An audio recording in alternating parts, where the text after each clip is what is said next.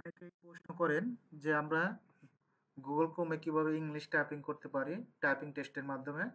তো আজকে আমরা এই জিনিসটাই শিখব কিভাবে টাইপিংটা করা যায়। তো ফার্স্ট আমরা কি করব, গুগল ক্রোমটা ডাবল ক্লিক করে ওপেন করবেন। ওপেন করার পর আমাদের যে কাজটা করতে হবে, সার্চ বারে আপনি লিখতে হবে টাইপিং টেস্ট,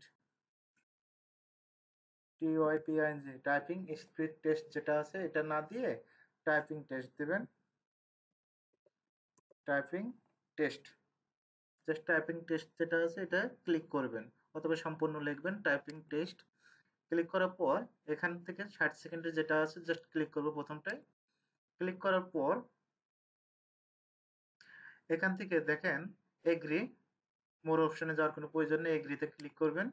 ক্লিক করার পর এখান থেকে 1 মিনিট 30 সেকেন্ড আছে, 1 মিনিট আছে, 2 মিনিট, 3 মিনিট, 5 মিনিট, 10 মিনিট। তো প্রথম অবস্থায় আপনারা 10 মিনিট করবেন, তারপরে 5 মিনিট দেখবেন, তারপর ধাপে ধাপে 3 মিনিট, তারপর 2 মিনিট, 1 মিনিট।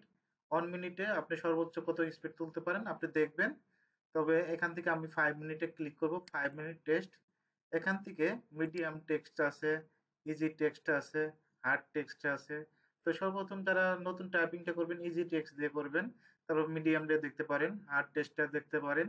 তো আমি ইজি দিয়ে ক্লিক করে স্টার্ট টেস্ট।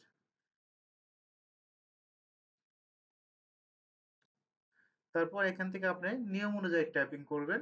নিয়ম অনুযায়ী টাইপ করার পর যেমন কিভাবে টাইপ করতে হয়, পুরো লেভেল আছে, আপনার ফোন আছে, নরমাল আছে। আপনি যে ইয়েতে প্রথম অবস্থায় নরমালে দেখবেন, নরমালে দিয়ে টাইপটা শুরু করে দিবেন। এভাবে কিন্তু আপনি টাইপিং টেস্টে স্পিডটা চেক দিতে পারবেন যে টাইপিং স্পিড কত আসে টাইপিং।